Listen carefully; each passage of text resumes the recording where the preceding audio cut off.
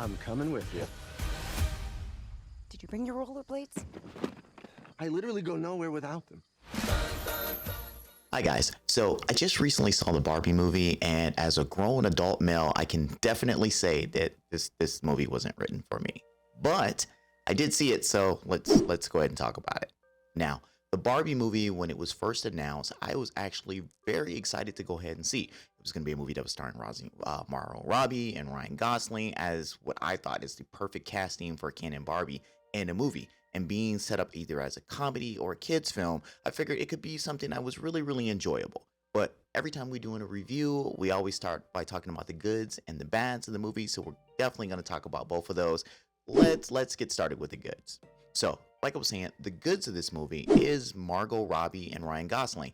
Margot Robbie is probably the perfect casting they could have done for Barbie. I mean, she is the stereotypical Barbie for what they actually refer to in the movie as her character, but that she definitely has the blonde hair and the blue eyes and the perfect figure. I mean, the girl even has a moment at the beginning of the film where they're reenacting the 2001 opening scene where she basically represents the monolith. I mean, you can't be so more on the nose about how great of a casting Margot Robbie is. They even have the narrator make a comment that says like, oh, the imperfections of a particular Barbie can't really be represented by casting Margot Robbie.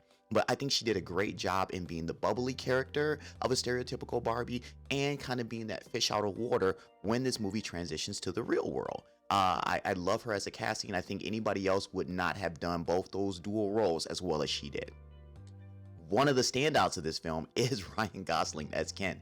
Look, I think Ryan Gosling, when I kind of saw him on screen, I felt like he was a few years too old to probably be in this role, but damn it, he stole every scene that he was in. It was kind of a situation where Chris Pine in Wonder Woman, where it felt like he every time he stepped on scene, he was just kind of like, you focused on Chris Pine. You really did focus on Ryan Gosling as the airhead Ken in this movie. And like I said, he did his best to do that particular part as being the muscular tan beach guy that's the arm candy for Barbie, because it's not the other way around. It's definitely, he is the arm candy for Barbie.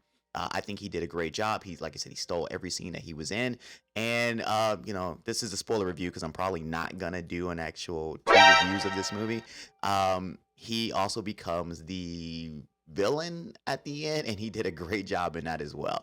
Other things that I like about the movie, other goods of this movie, I would probably say is the overall look, from the cinematography of this film to the overall set design. Look, there is a lot of pink and pastel in this movie, and rightfully it's supposed to be. It's supposed to be as bright and colorful for it to be called a Barbie movie. You will sit down and watch this movie, especially when it's in Barbie Land, and feel like you're in a kid's toy box. You will feel like Barbie Land has come to life, and they even play it up on screen, from how they interact with everything to how they live in their houses and how they party every night. You basically feel like children are playing, and this is the imaginations, what it's like to be a child playing with these particular toys. They did a great job with that. Kudos to the director. I can't remember her name right now, but she did a perfect job, and whoever helped her do the cinematography of this film. Now, the last thing I'm going to say for the goods is probably, I'm going to say, part one to maybe part two, or act one to act two of the movie itself. Kind of maybe the beginning plot, because I said this movie actually has two plots. Where it's kind of like, hey, something's gone wrong in Barbie world with me and my whole thought processes of being a Barbie, to where I want to go to the real world to kind of get this figured out. That, from the Barbie land to the real world, and her and Ken being fish out of water scenario, was really good. And that's where I'm going to leave it at right there, because I felt like them interacting with the real world, especially with Ryan Gosling realizing that hey, in the real world, men kind of rule everything, as opposed to Barbie land where women rule everything. So I did like that their introduction to that, to where, hey, this is a complete change of how we know the world to be. I thought that was really funny, and I kind of like the jokes going into that. That's what's going to transition us to the bads. The bads is kind of how this film actually changed what the overall plot of this movie was.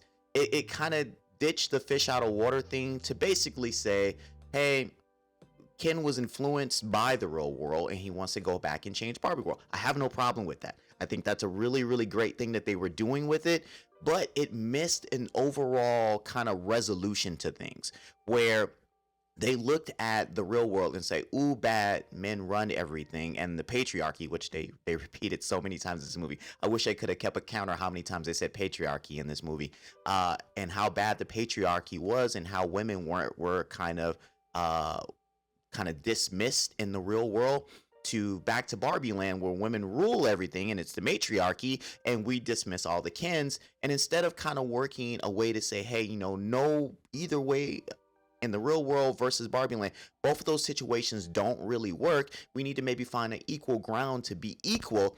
They decided to go ahead and say, no. Let's just switch it back to where women rule the world and we'll just kind of go for it. So it just makes it seem like nothing got accomplished in this movie. We just kind of reset everything back.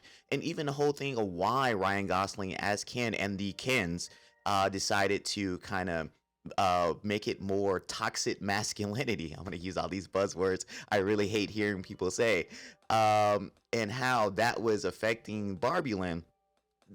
The point behind them doing it was that they were very much not acknowledged. So they went back to not acknowledging them again and just ruling the world. I felt like that was the biggest letdown to this particular movie.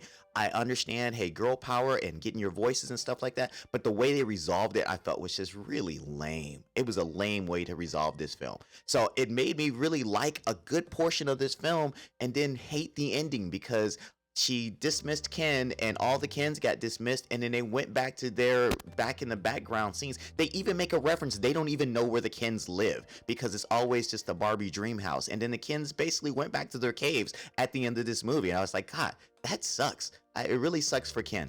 Other things that I didn't like in this film is that I didn't know Will Ferrell was even in this movie till I saw him on screen, which is a great cameo surprise. But if you're going to have Will Ferrell in it, you either give him a point to this movie or you make it a cameo and you move on.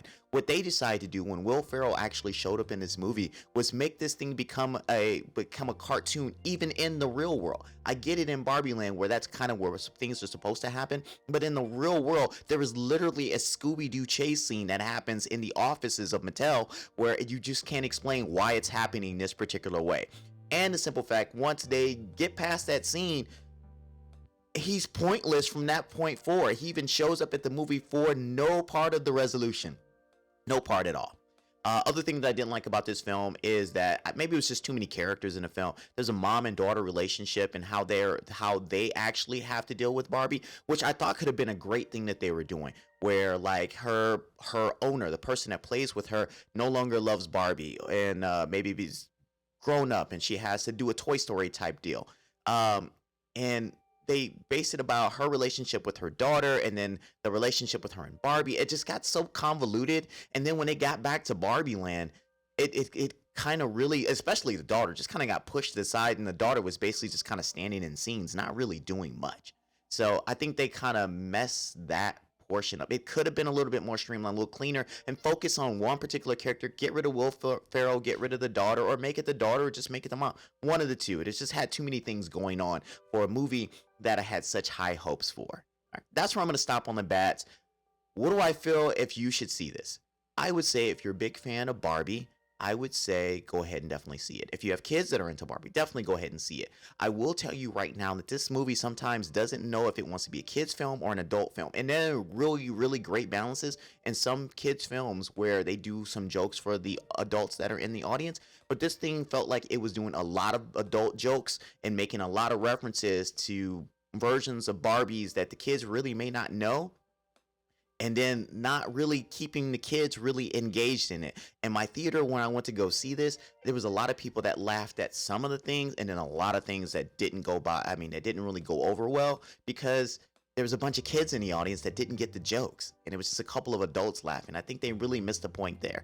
But if you're not a big fan of Barbie and you're just looking for a comedy, I'd probably say pass on this film because there are better comedies out there to see. I think you have to have something invested in this one to see Barbie, and maybe that's Margot Robbie because I've basically seen all the movies that she's been in recently.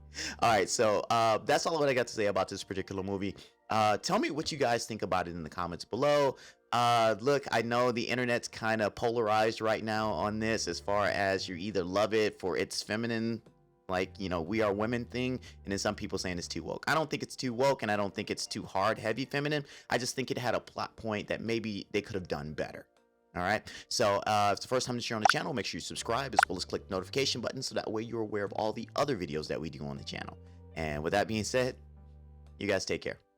Guys, you're still with us? Great. I know it's the end of the year, and I know you guys are in the holiday spirit, the spirit of giving, right? So we're asking you to give us money. So if you look down below, you'll see where it says patreon.com/thegoods. Right there is if you have an excess amount of cash laying around. If you have not bought enough Christmas presents and you're wondering, who else can I bring joy to this year?